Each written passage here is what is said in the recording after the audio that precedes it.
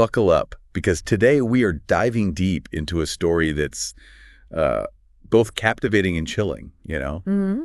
We're going to uncover the truth about Tania Head. Ah, Tania Head. A woman whose account of surviving 9/11, I mean, it gripped the world, It right? really did. But ultimately unraveled, revealing a shocking web of deception. Yeah, and what makes Tania Head's story so compelling, especially for true crime enthusiasts, I think, is the way it played on the raw emotions of a nation. Yeah. You know, a nation reeling from this unimaginable tragedy. Right. In the aftermath of 9/11, people were craving hope, Of course. a sense of resilience amidst the chaos. Yeah.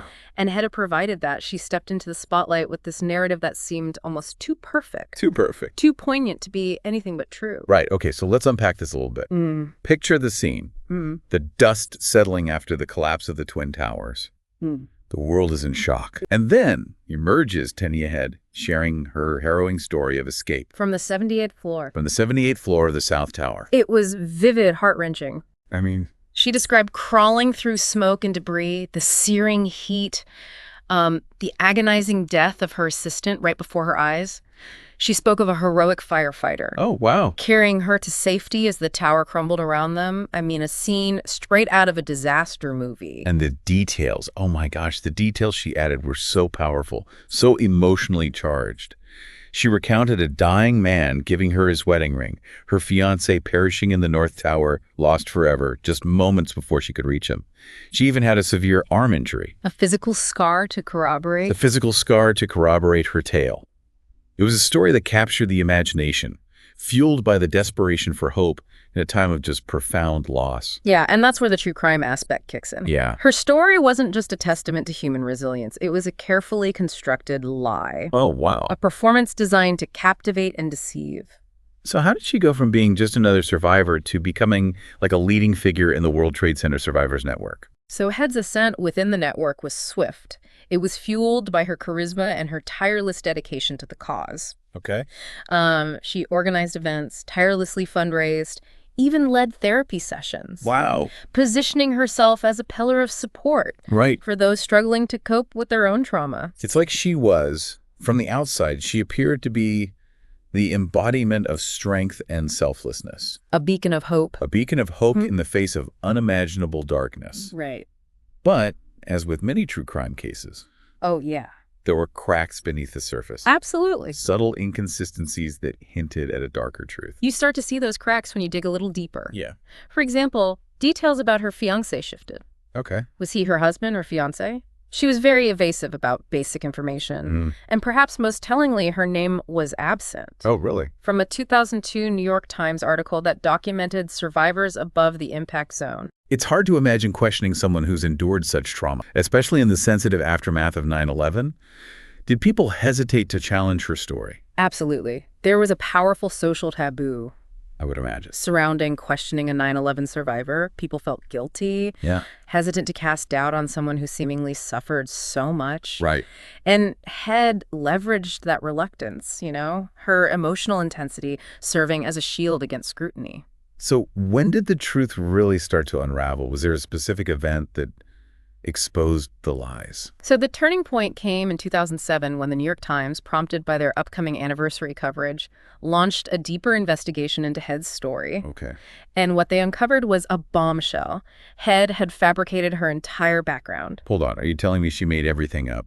Pretty much. But how? Ugh. How could she maintain such an elaborate lie for so long, especially under such intense public scrutiny? Yeah, that's the million-dollar question. And it speaks to the power of a well-constructed narrative, particularly one that taps into, like you said, these deeply held emotions, societal anxieties.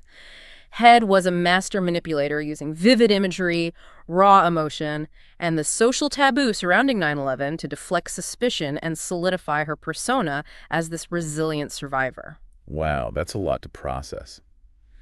So the New York Times was the one to expose her. They were. What did they find? Their investigation revealed that there were no Harvard or Stanford degrees. Wow. No high-powered career at Merrill Lynch. In fact, she wasn't even in the United States on 9/11. No way. It was a complete fabrication, meticulously crafted to exploit the vulnerabilities of a nation yearning for hope. This is unbelievable. It's like something straight out of a true crime documentary.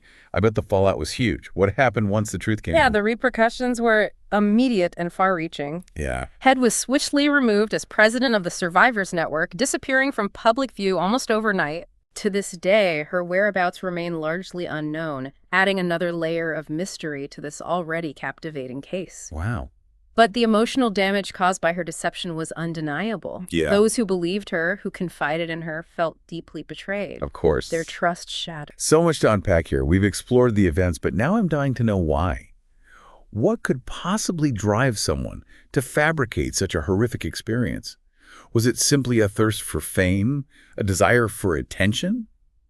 Or was something deeper going on? That's a question that has baffled psychologists and researchers for years. Yeah. And while we can't definitively diagnose Tania Head from afar, we can examine some potential psychological explanations for her behavior, drawing on insights from similar cases and research on the nature of deception. Let's dive into those explanations then. I'm curious to hear what insights psychology can offer into this fascinating and disturbing case. What could have been going through her mind? Well, one theory centers on the concept of pathological lying, a mental health condition characterized by a compulsive pattern of lying. Huh. Even when there's no clear benefit to be gained. Oh, interesting. It's not about achieving a specific goal, like money or power, Right. but rather about the act of lying itself, almost like an addiction to crafting narratives. So you're saying that for someone like Tania Head, the fabrication itself could have been the reward. Exactly. The creation of a persona, a story that elicits a certain response, can fulfill a psychological need for someone with this condition. And remember, Head's lying wasn't limited to her 9/11 experience. She fabricated details about her education, her career, even personal relationships. So it was a pattern of behavior, not just a one-time occurrence. That's certainly a chilling thought. Is there anything else that might explain this elaborate fabrication? Another theory that might shed light on Head's actions is the concept of maladaptive daydreaming. Okay. It's a condition where individuals engage in excessive and vivid daydreams that can interfere with their daily lives. Okay. These daydreams often involve intricate plots and characters. Yeah. Blurring the line between fantasy and reality. Wait, so you're saying that her 9/11 story might have started as a daydream, It's possible. a fantasy that she then began to believe and act out in the real world? It's certainly possible. Think about how Head recounted her experiences. The vivid imagery, the emotional intensity, the almost cinematic quality of her narrative, these are all hallmarks of maladaptive daydreaming. And it's possible that as she shared her story, she became more and more immersed in it, losing sight of the boundary between what was real and what she had imagined. That's fascinating and incredibly disturbing at the same time. It is, and it raises some profound questions about the nature of truth, memory, and the human mind's capacity to deceive itself. Okay, so we have these potential psychological explanations, Yeah. but I'm still grappling with the scale of her deception. How did she manage to pull this off for so long? Especially considering all the scrutiny surrounding 9/11. That's what makes her story so intriguing for true crime fans, right? There's this puzzle to solve, this desire to understand how a seemingly ordinary person could orchestrate such a grand deception. And to answer your question, Head was incredibly adept at exploiting the vulnerabilities of those around her. She understood the emotional climate of post-9/11 America, Yeah. tapping into that collective need for heroes and narratives of resilience. You're saying she gave people what they needed, even if it was a lie. Exactly, and she used that need, that desire, to believe to her advantage. Wow. She weaponized empathy, turning the social taboo against questioning a 9/11 survivor into a shield that protected her from scrutiny. It's like she turned the very emotions that were meant to heal and unite into tools for manipulation and deceit. And that's the chilling reality of this case. It highlights how even the most positive human impulses, empathy, compassion, the desire to believe, can be exploited, particularly in times of crisis and collective trauma. That's a sobering thought, and it makes me even more curious to explore the psychological and social factors that allowed Tania Head to deceive so many for so long. It's a fascinating journey, and one that I think offers valuable insights into the dark side of human nature, the power of narratives, and the importance of critical thinking in a world where truth can be a slippery and elusive concept. Well, I'm hooked. Let's continue this deep dive and see what else we can uncover about the tangled web woven by Tania Head. One of the things that makes Tania Head's story so fascinating from a true crime perspective is how her narrative evolved over time. Okay. It wasn't just one big lie, it was a performance Yeah. that she constantly refined, embellishing details, adding layers of drama Right. to keep her audience captivated. So she was actively shaping her story, Yes. almost like a writer developing a character. Exactly. Like, take, for instance, the detail about her fiancé. Yeah. Initially, she told people she'd lost her husband in the attacks. Oh. Later, it became her fiancé, a detail that amplified the tragedy, playing on the idea of a love cruelly cut short.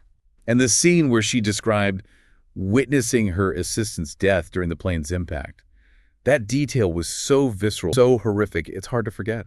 Yeah, that detail wasn't in her initial accounts. It emerged later as if she was testing the boundaries Really? of what people would believe, pushing the limits of her fabrication. It's almost as if she was getting lost in her own creation, adding increasingly dramatic elements to maintain the attention, the sympathy she craved. Yeah, and that raises a question that's central to understanding her psyche. Was she aware of the lies she was weaving? Right. Was she a calculated manipulator, or did she genuinely believe her own narrative, blurring the lines between reality and fantasy in her own mind? I imagine it's difficult to untangle those motivations, especially from a distance. It is, but the fact that she doubled down on her story even when cracks started to appear suggests a complex interplay of factors. Okay. It's possible she started with a smaller lie, Yeah. a way to gain attention or sympathy, and then it spiraled out of control, becoming this all-consuming persona she couldn't escape. That's a scenario we see in a lot of true crime cases. A Right. small transgression escalates, the lies grow Right. bigger, the stakes higher, until the truth becomes impossible to contain. Exactly, and in Head's case, the context of 9/11 Right. provided fertile ground for her deception to thrive. Hmm. People wanted to believe her.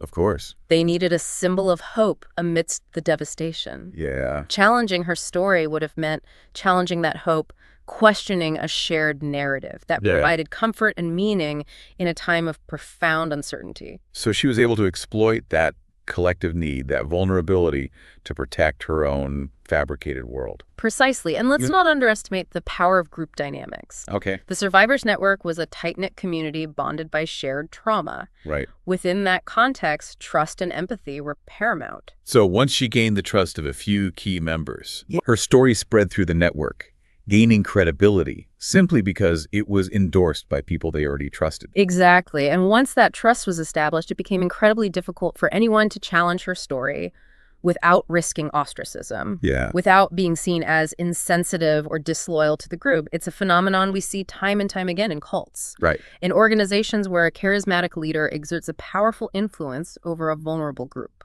Wow. That's a chilling thought. It speaks to the power of groupthink, how even intelligent, well-intentioned individuals can be swayed by a compelling narrative and the pressure to conform. It does, and it underscores the importance of critical thinking. Hmm. Even, or perhaps especially within groups that we trust and identify with, it's about being willing to question assumptions, to evaluate evidence, and to speak up when something doesn't feel right, Yeah. even when it goes against the grain of the group's dominant narrative. Okay, but let's delve into some of the specifics of Head's fabrication, claiming to have degrees from Harvard and Stanford. Those are pretty high-profile institutions. Didn't she worry about getting caught? That's where her audacity and her understanding of human psychology come into play, those details.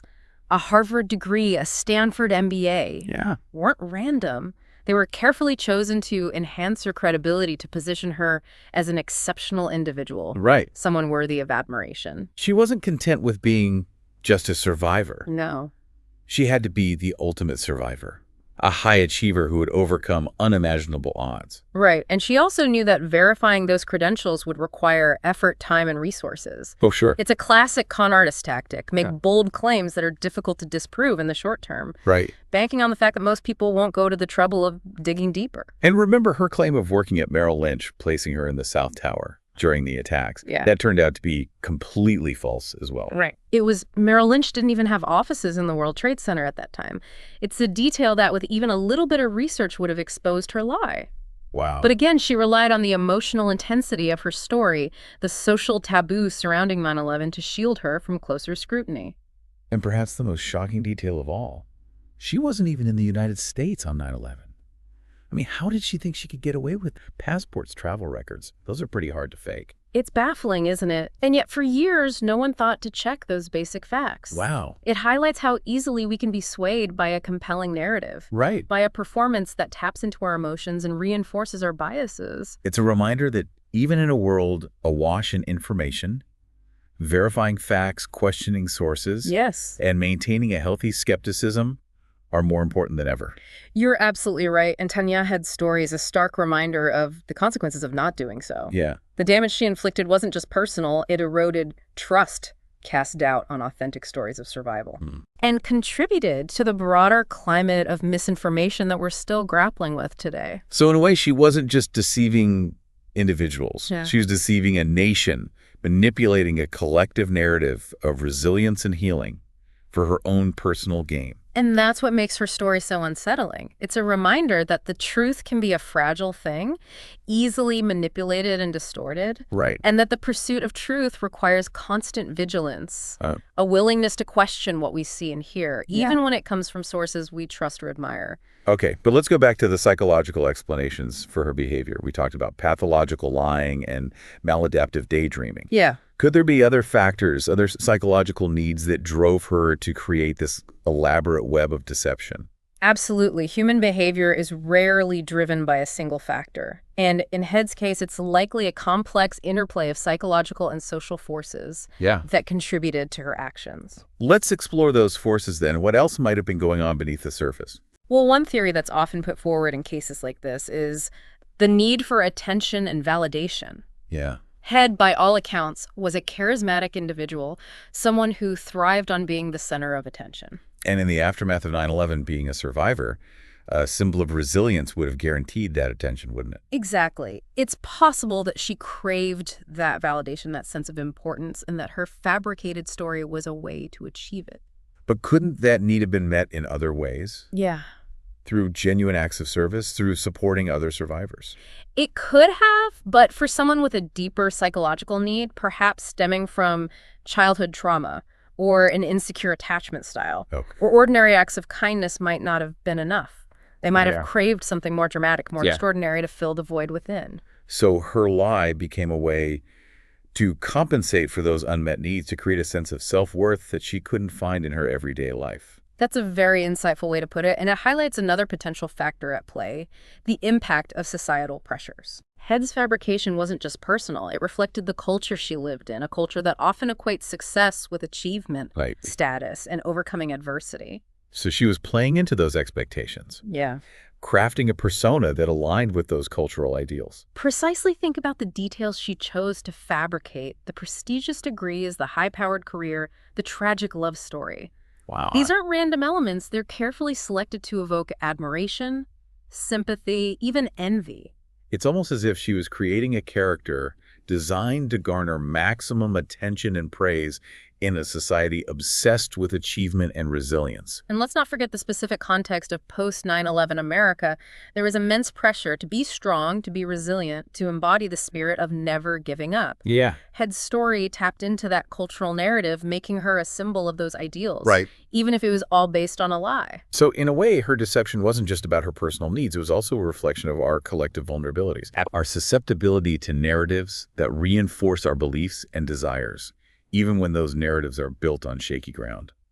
That's a profound observation, and it underscores the importance of critical thinking, of questioning the stories we tell ourselves and others, and of being willing to confront uncomfortable truths, Right. even when they challenge our deeply held beliefs or cherished narratives. Okay, so we've explored the events, the potential psychological explanations, the societal pressures that might have contributed to Head's deception, but there's still one big question looming.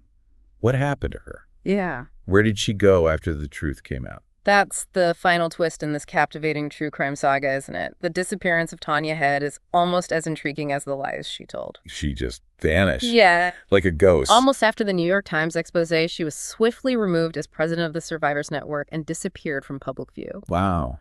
There have been unconfirmed reports of sightings in Europe. Oh, really? Whispers of her working at an insurance company in Spain before being fired when her past came to light. But nothing concrete, no official confirmation. Nothing definitive. It's as if she slipped back into the shadows, leaving behind a trail of shattered trust and unanswered questions. It's like a mystery. It is. Some say she's living a quiet life, perhaps hoping to escape the consequences of her actions. Others believe she's still crafting narratives, perhaps under a new identity, seeking attention and validation elsewhere. It's possible. It's almost as if she's become a phantom, a symbol of the enduring power of deception and the elusiveness of truth. You've captured it perfectly. Tania Head's disappearance adds another layer of complexity to this already fascinating case, leaving us to grapple with the enduring mysteries of human motivation and the consequences of living a lie. It's a fitting end to a story that has captivated true crime enthusiasts for years. But even though she's gone, the impact of her actions, the questions she raised about the nature of truth and the power of narratives continue to resonate. Absolutely. And perhaps by continuing to explore those questions. Right. By delving into the psychological and social forces that shape our beliefs and behaviors, we can become more discerning, more compassionate, and ultimately more resilient in the face of deception. It's interesting how Tania Head's case has become such a fixture in true crime discussions, isn't it? It has all the elements of a gripping thriller, a charismatic yet deeply flawed protagonist, a web of deceit, a shocking betrayal, and a mystery that remains unsolved. Yeah, it's true. Her story has all the ingredients of a page-turner, and like many true crime stories, it raises questions about human nature, about the motivations behind such elaborate deceptions. And unlike fictional narratives where we often have clear-cut villains and satisfying resolutions, Tania Head's case leaves us with a lot of ambiguity. We can analyze her actions, explore potential psychological explanations, but ultimately, her motivations remain elusive. And that lack of closure, that lingering mystery, only adds to the fascination, right? I think so. It compels us to dig deeper, to try and make sense of the senseless. It's a puzzle that true crime enthusiasts can't resist trying to solve. Exactly. We're drawn to the dark side of human nature, to the complexities of the mind, and the ways in which our perceptions can be manipulated. Cases like this force us to confront uncomfortable truths about ourselves, about our own vulnerabilities to deception, especially when a narrative aligns with our desires or anxieties. Tania Head's story certainly shattered a lot of trust, not just within the survivors network, but also in the broader public who had been moved by her account. It did. She exploited the empathy and goodwill of those around her, leveraging the collective need for hope and resilience in the aftermath of 9/11 for her own personal gain. And that betrayal cuts deep, leaving a lingering sense of unease about the authenticity of other narratives, other stories of survival and triumph. So as we wrap up this deep dive into the world of Tania Head, what are some key takeaways you hope our listeners will glean from this case? What lessons can we learn from her deception? I think one of the most important lessons is the importance of critical thinking, especially in an age where information spreads rapidly and narratives are often crafted to manipulate our emotions and beliefs.